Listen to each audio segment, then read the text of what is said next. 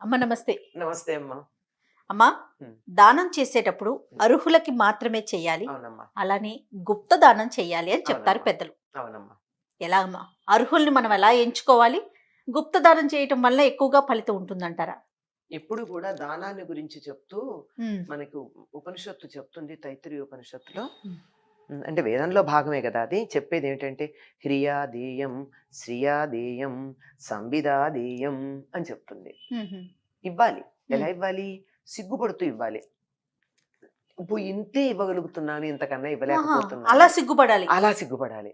నాకు ఇంతే అవకాశం ఉంది. నేను ఇంత మాత్రమే ఇస్తున్నానని. ఆ! హ్మ్. బియాదేయం, భయపడుతూ ఇవ్వాలి. నేనిచ్చేది అవతల వాళ్ళకి సరిపోతుందా లేదా? వాళ్ళకి వాళ్ళని నేనిచ్చినందువల్ల తక్కువ ఆ! చేస్తున్నానా? ఆ! ఆ! ఇదేనా అని చెప్పి భయపడుతూ ఇవ్వాలి. సంవిదాదేయం, ఇచ్చేటప్పుడు తెలిసి ఇవ్వాలి ఇస్తున్నానని. అంటే అంటే ఎలా ఎవరికి? ఎలా తెలిసి ఇవ్వాలి. తెలిసంటే ఎట్లా? గాలికి కొట్టుకుపోయిన పిండి కృష్ణార్పణం అంటూ ఉంటారు. ఏదన్నా మనది పోతే అది కూడా దేవుడికిచ్చాననుకో అంతే. అని. ఆ! అది కూడా దానం కింద లెక్కేసేసుకుంటూ ఉంటారు వీళ్ళు. ఆ! ఆ! అట్లా కాదు.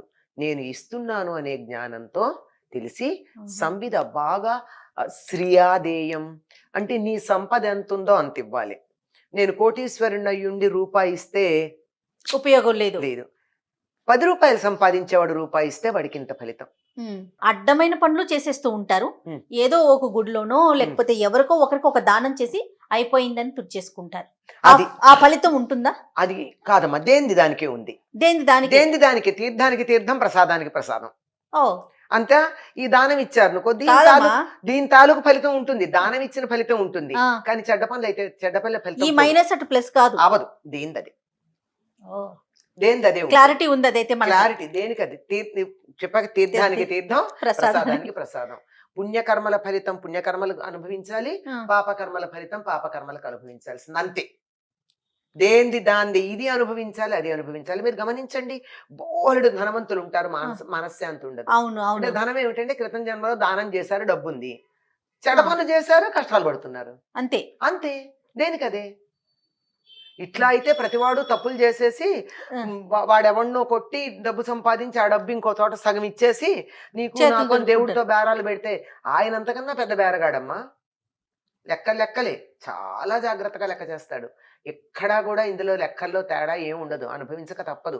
పాపం, పుణ్యం అయితే మనం ఎందుకు చెయ్యాలి అంటే, ఈ కష్టాలు అనుభవించటానికి తగినటువంటి శక్తి రావడానికి మనం చెయ్యాలి. హ్మ్. నేను పని చేశాను. హ్మ్. ఆ పని వల్ల నాకేదో ఫలితం రావాలి. హ్మ్. వచ్చింది తప్పదనుకో, దాన్ని అనుభవించగలిగిన శక్తి నాకుంటే దాన్ని తేలిగ్గా అనుభవిస్తా. ఓకే. ఆ శక్తి కోసం ఆయన్ని అంతే ప్రార్థించాలి. చేసేదంతే. ఇప్పుడు అలాగే ఇప్పుడు దానాలు మీరన్నారే, అవునమ్మా. ఈ ఏదన్నా చేస్తే అర్హులకి మాత్రమే. అర్హులకే దానాలు చేయాలని. మేము ఇన్ని దానాలు చేశామండి. మాకు ఫలితం లేదు. మాకేదో శని ఉన్నాడు. అందువల్ల శని దశ నడుస్తోంది. అవునవును. నువ్వులు దానం చేయమన్నారు. దానం చేశాం గానీ మాకు ఫలితం లేదండి అన్నారు. హ్మ్. మీరు పాత్ర తిరిగి దానం చేయల. పాత్రత అంటారు. ఆ! పాత్ర తిరిగి దానం చేయమనో మాటుంది గదా! అవునవును. పాత్రత అంటే అర్హత. ఎవరికి దానం చెయ్యాలో ఆ అర్హత కలిగిన వాళ్ళకి చేయలే. ఆ! అందువల్ల మీకు ఫలితం లేదు. శని వల్ల ఫలితం లేదు. ఊరికే నువ్వులు దానం చేసిన ఫలితం ఉంటుందే తప్ప, దానివల్ల శని దోష పరిహారం కాదు. ఎందుకు కాదు అంటే, ఈ నువ్వులు అనేటటువంటి దాన్ని ఆశ్రయించుకుని మీ శని ఆయన దగ్గరికెళ్ళాలి. హ్మ్. కానీ నువ్వులు దానం పట్టేవాడు ఎప్పుడు గూడా దీనుడు, దరిద్రుడే అయ్యుంటాడు. ఎవరు పడితే వాళ్ళు పట్టరు. హ్మ్. కదా! అవును. అంటే వాడి దగ్గర ఎంత దరిద్రం ఉందో, అది మనం ఇచ్చేది అక్కడ ఆల్రెడీ ఫుల్ ఉంది పాత్రలో. హ్మ్. మనం ఇచ్చేది అక్కడికేం వెళ్ళట్ల. ఓవర్‌ఫ్లో అంచేత ఇక్కడ అయిపోతుంది. ఓవర్‌ఫ్లో అవుతుంది. అందుకని పాత్ర తిరిగి. హ్మ్. మరైతే ఎట్లా పోతుంది? ఎవరికి దానం ఇయ్యాలి? హ్మ్. అంటే ఈ దానం తీసుకున్నటువంటి వారికి చేసినటువంటి వారి యొక్క కర్మల ఫలితాలు కొంతవరకు ట్రాన్స్‌ఫర్ అవుతాయి. ఫుల్ కాదు. చాలా వరకు అవుతాయి. ఓకే. ఎలా అవుతాయంటే కాలు విరగాల్సిన చోట వేలు విరుగుతుంది. విరగడం విరగడమే. ఆహాహా! ఓకే. కాలు విరగడం తగ్గి వేలు విరుగుతుంది. ఓకే కానీ అమ్మ. అది కూడా జరగాలి అంటే ఆ తీసుకునే వాటికి అర్హత ఉండాలి అంటే ఎట్లా ఉంటుంది? అంటే వాడు ఏ రోజుకి ఆ రోజు తనకు వచ్చి పడుతున్నటువంటి దాన్ని క్లియర్ చేసుకోవాలి. మన ఫ్యాక్టరీల్లో ఎప్పటికప్పుడు పొల్యూషన్ న్యూట్రలైజ్ చేసే సిస్టమ్ పెట్టుకుంటారే, అట్లాంటిది ఉండాలి వాడి దగ్గర. ఈ హ్మ్. పొల్యూషన్ న్యూట్రలైజ్ చేసేది ఏమిటయ్యా అంటే గాయత్రి మంత్రం. ఈ ఎప్పుడైనా ఇవాళ దానం పుచ్చుకుంటే ఉమ్, ఆ దానం వల్ల అవతల వాళ్ళ యొక్క చెడు కర్మ ఫలితం తనకొస్తే ఆ వచ్చినటువంటి దాన్ని సహస్ర గాయత్రి చేసి అతడు పోగొట్టుకుంటేనే మళ్ళీ ఇంకొక దానం ఆ ఇచ్చినటువంటి వాడికి ఫలితం ఉంటుంది, లేకపోతే ఉండదు. పుచ్చుకునేవాడు కూడా అర్హుడైతేనే అర్హుడైతేనే ఉంటుంది. ఇచ్చిన వాడికి ఆ పుణ్యం ఆ ఉంటుంది, పుణ్యం ఆ ఫలితం ఆ ఉంటుంది. ఫలితం ఆ ఉంటుంది. ఫలితం ఉంటుంది. ఓ అందువల్ల అమ్మ, ప్రతి ఒక్కరూ గాయత్రి చేయగలుగుతారా మరి? చెయ్యాలి. చేయకపోతే వాడు దానం ఎలా పుచ్చుకుంటాడమ్మా? దానం అంటే ఎలాంటి దానాలమ్మా? ఇప్పుడు ఇందులో ఈ దానాలు ఇప్పుడు ఇందాక మీరు అడిగిన దాంట్లో ఆ, ఈ అర్హులకి. ఏదైనా దాని వల్ల పాపాలు పోవడానికి చేసే దానాలు ఆ. అన్నారే, అబ్బి పుచ్చుకునే వాళ్ళకి ఇది. ఓకే అమ్మా. ఇలాంటి వాళ్ళకి సాధారణంగా ఇక్కడ మళ్ళీ కులాలు పిచ్చి మాటలు మాట్లాడకూడదు నేను చెప్పేది వినేటప్పుడు. ఉమ్, ఎందుకంటే ఈ సబ్జెక్ట్ ఇదే గనక. అవునమ్మా.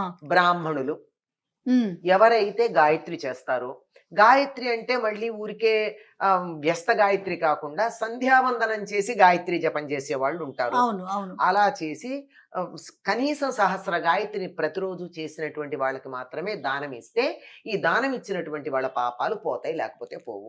ఆహా. అందుకే ఈ మధ్య కొంతమంది పెద్దలు చెప్పిన మాట ఏమిటంటే, నువ్వులు బెల్లం కలిపి బాగా దంచి ఉండలు చేసి తీసుకెళ్లి గోవుకు పెట్టండి, గోవు ఏం పాపం చేసి ఉండదు గనక ఈ పాపం పోతుంది దానికి అని చెప్తున్నారు. ఆహాహా. ఓకే అమ్మా, అది బాగుంది. ఒకటి. ఈ దానాలు చేస్తే వచ్చే ఫలితం కావాలని చేసేది. ఇది కాకుండా కూడా మనం ఏదన్నా దానం చేయాలనుకున్నాం, నాకేం పాపాలు లేవు, దోషాలు లేవు, అయినా సరే దానం చేయడం అనేది నాకు ధర్మం. మంచి ఎందుకని? లక్షణం కదా అది. మంచి లక్షణం. నాకు బోలుడు ఉన్నప్పుడు ఇతరులతో పంచుకోవడం అనే ఒక మంచి గుణం ఉంది కదా. అవును అవును. ఈ మంచి గుణం ఉన్నప్పుడు కూడా పాత్రత ఎరిగి ఇవ్వాలి. పాత్రత ఎరిగి ఇవ్వడం అంటే నేను ఇచ్చినటువంటి దానం వల్ల అవతల వాడు చెడిపోకూడదు, ఉమ్, చెడ్డ పనులు చేయకూడదు. ఇప్పుడు నేను ఇచ్చిన డబ్బు తీసుకుని వెళ్ళి పీకల దాకా తాగి ఇంకెవడి పేకో కోసాడు అనుకో, నాకు ఉపయోగం లేదు, వారికి ఉపయోగం ఉపయోగం లేకపోవడం కాదు, నాకు వాడి పాపంలో సగభాగం వచ్చింది. నేను ఇచ్చిన డబ్బు పెట్టి కదా వాడు చేశాడు ఆ పని. ఓహో. అంచేత తొందరపడి అట్లా దానం చేయకూడదు. నేను ఇచ్చింది ఉపయోగపడుతుంది అనుకున్న వాళ్ళకి ఇవ్వాలి. ఇప్పుడు దీనికి ప్రత్యేకమైనటువంటి అధికారం ఏమిటంటే, దానం పుచ్చుకునేటటువంటి వారికి ఏదో ఈ దోషాల కోసం ఇచ్చేది కాకుండా మామూలుగా ఇచ్చేటటువంటి వాళ్ళకి ఇచ్చినటువంటి ఏదైనా సరే, ఆ వస్తువు ఏదైనా సరే దాన్ని సద్వినియోగం చేసేటటువంటి వారికి ఇస్తేనే అది పాత్రత ఎదిగి దానం అవుతుంది. క్లియర్ అమ్మా. క్లియర్గా ఉంది కదా. చాలా. నాకు అవతల వ్యక్తులను బట్టే మనం దానం ఇవ్వాలి. నేను ఒక ఉదాహరణ చెప్తాను, ఎవరు నొచ్చుకోకుండా ఉంటే. చెప్పండి అమ్మా.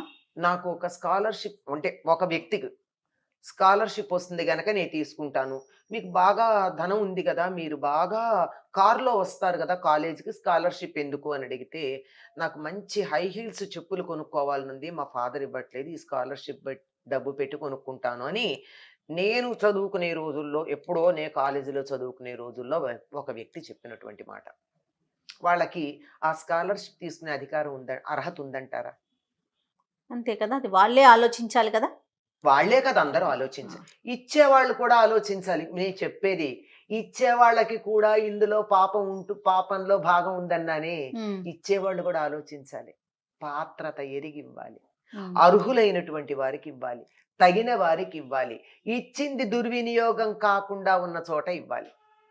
ఇన్ని ఆలోచించుకోవాలి. ఒక్కదానికి మాత్రం ఇటువంటి నియమం లేదట. ఏంటమ్మా? అన్నదానం. ఓ.